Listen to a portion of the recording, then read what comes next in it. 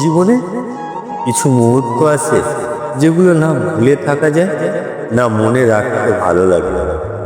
কিছু কথা, কিছু মানুষ, কিছু অনুভূতি আমাদের হৃদয়ে এমনভাবে গেঁথে যায় যেগুলো চাইলেও আর বাদ দিতে পারি না।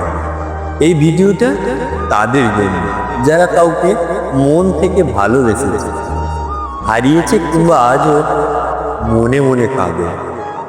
একটি বারের জন্য যদি কেউ এসে জিজ্ঞাসা করতো তুমি কেমন আছো, তাহলে চোখের জল শুকানো যেত না।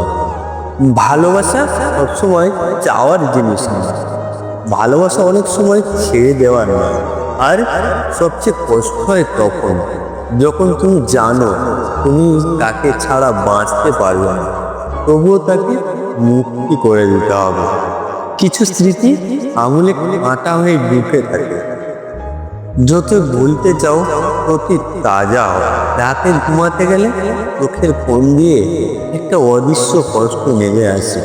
কেউ জানে না, কেউ বোঝে না এই নিস্তব্ধ কান্নার গল্প। তাকে অনেকভাবে বোঝাতে চেয়েছিলাম যে আমি থাকলে তার জীবন সুন্দর হতো, কিন্তু সে তখনই হারিয়ে গেল যখন আমি সবচেয়ে বেশি তাকেই দরকার ছিল। এখন শুধু একটাই প্রশ্ন রয়ে গেছে, সে কি কখনো ফিরে আসবে? সবাই বলে সময় সব ঠিক করে দেয়, কিন্তু সময় কেবল চলেই যায়, কষ্টগুলো রেখে যায় হৃদয়।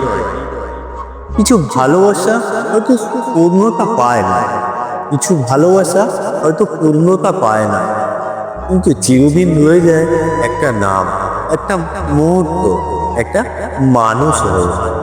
তুমি যদি কখনো কাউকে মন থেকে ভালোবেসে থাকো, তাহলে এই ভিডিওটা তোমার জন্য। তুমি একা নও, আমরা অনেকেই সেই রকম কষ্টের ভিতর দিয়ে গেছি। যদি আমার কথাগুলো তোমার হৃদয় ছুঁয়ে যায়, তাহলে কমেন্টে একটা হৃদয় ইমোজি দাও। যদি তুমি চাও এমন আরো কথা শুনতে, আমার চ্যানেলটা সাবস্ক্রাইব করে পাশে থেকে। এই চ্যানেলটা শুধু নাম নয়, এটা আমাদের সবার অনুভবের একমাত্র ঠিকানা।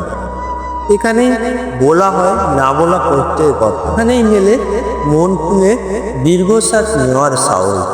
Abdul Rashid official YouTube channel subscribe করতে ভুলবেন না। এখানে হৃদয়ের কথা বলে, ভালোবাসা হোক না বলা এক কবিতা।